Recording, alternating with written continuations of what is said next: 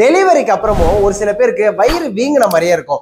இத டயஸ்டசிஸ் ரெக்டை அப்படின்னு சொல்லுவாங்க. டயஸ்டசிஸ் ரெக்டைனா ஒண்ணும் இல்லைங்க, உங்க வயிறுல அப்டாமினல் மசில்ஸ் இருக்கும் இல்லையா, சோ இந்த ரைட் அண்ட் லெஃப்ட் மசில்ஸ்க்கு நடுவுல இருக்கிறத லீனியா ஆல்பா அப்படின்னு சொல்லுவாங்க. இந்த லீனியா ஆல்பா ஓவர் ஸ்ட்ரெச் ஆகி வீக் ஆயிடுச்சுன்னா இந்த ப்ராப்ளம் வருங்க. உங்களுக்கு இது இருக்கா அப்படின்றத கண்டுபிடிக்கிறதுக்கு முதல்ல இந்த மாதிரி பிளாட்டா படுத்துட்டு ரெண்டு காலையும் இந்த மாதிரி மடக்கி வச்சுக்கோங்க. இப்போ உங்க தலையை தூக்கி உங்க ரெண்டு விரல தொப்புளுக்கு மேல வச்சு டவுன் வச்சா அழுத்துங்க. அழுத்தும் போது உங்க விரல் உள்ள போற மாதிரி இருக்கு அப்படின்னா உங்களுக்கு டயஸ்டசிஸ் ரெக்டையா இருக்கலாம். இது டெலிவரிக்கு அப்புறம் மேக்ஸிமம் 2 to 3 monthsல சரியாயிடுங்க. அப்படி சரியாகல அப்படின்னா முதல்ல பெல்விக் டில்ட், இதுக்கு உங்க கால் எடுத்து இப்படி மடக்கிட்டு இப்ப இடுப்ப இப்படி டவுன்வர்ட்ஸா டில்ட் பண்ணி 10 seconds ஹோல்டுன்ற கணக்குல 3 sets பண்ணிடுங்க.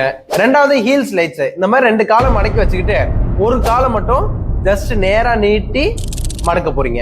இந்த மாதிரி 12 to 15 ரெப்பிடேஷன்ஸ்ன்ற கணக்குல 2 to 3 sets பண்ணிடுங்க. அடுத்து இதே பொசிஷன்ல இருந்து ஒரு காலை மட்டும் டுவர்ட்ஸ் யுவர் செஸ்ட் எடுத்துட்டு வந்து ஹோல்டு பண்ணி ரிலாக்ஸ் பண்ண போறீங்க. இதை ஒரு 10 to 15 டைம்ஸ்ன்ற கணக்குல 2 to 3 sets பண்ணிடுங்க. முக்கியமா இந்த மாதிரி யூஸ்ஃபுல்லான டிப்ஸ்க்கு நம்ம ஃபர்ஸ்ட் கேர் பிசியோ பேஜை ஃபாலோ பண்ணிக்கோங்க.